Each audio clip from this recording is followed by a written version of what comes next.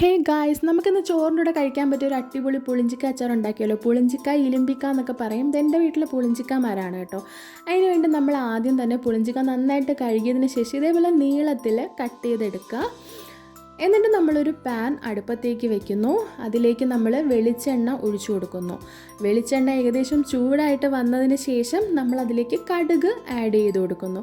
കടുകെല്ലാം ഒരേപോലെ പൊട്ടി വന്നതിന് ശേഷം നമ്മൾ അതിൻ്റെ അകത്തേക്ക് ഒരു 2 വറ്റൽമുളക് ആഡ് ചെയ്ത് കൊടുക്കുന്നു. ശേഷം നമ്മൾ കുറച്ച് കറിവേപ്പില കൂടെ ആഡ് ചെയ്ത് കൊടുക്കുന്നു. പിന്നെ നമ്മളൊരു 3 പച്ചമുളക്, ഒരു ചെറിയ പീസ് ഇഞ്ചി, അതുപോലെ 3 അല്ലി വെളുത്തുള്ളി എല്ലാം കൂടി നന്നായിട്ട് മിക്സിയുടെ ജാറിലിട്ട് അരച്ചെടുത്തതിന് ശേഷം ഇതിലേക്ക് ഇട്ട് കൊടുക്കുന്നു. എന്നിട്ട് ഇതെല്ലാം കൂടി ഒന്ന് ഇളക്കി മിക്സ് ചെയ്യുന്ന ഒരു ചെറിയ ഗോൾഡൻ ബ്രൗൺ കളർ ആവുന്നത് വരെ നന്നായിട്ട് മിക്സ് ചെയ്ത് കൊടുക്കും. എന്നിട്ട് നമ്മൾ ഇതിൻ്റെ അകത്തേക്ക് പൊടികളാണ് ആഡ് ചെയ്ത് കൊടുക്കുന്നത്. ഒരു 3 ടേബിൾ സ്പൂൺ മുളക് പൊടി, 1/2 ടേബിൾ സ്പൂൺ മഞ്ഞൾപ്പൊടി, 1/2 ടേബിൾ സ്പൂൺ ഉലുവാപ്പൊടി, ഒരു ചെറിയ പീസ് കട്ടക്കായം, പിന്നെ ടേസ്റ്റിനനുസരിച്ച് ഉപ്പ്.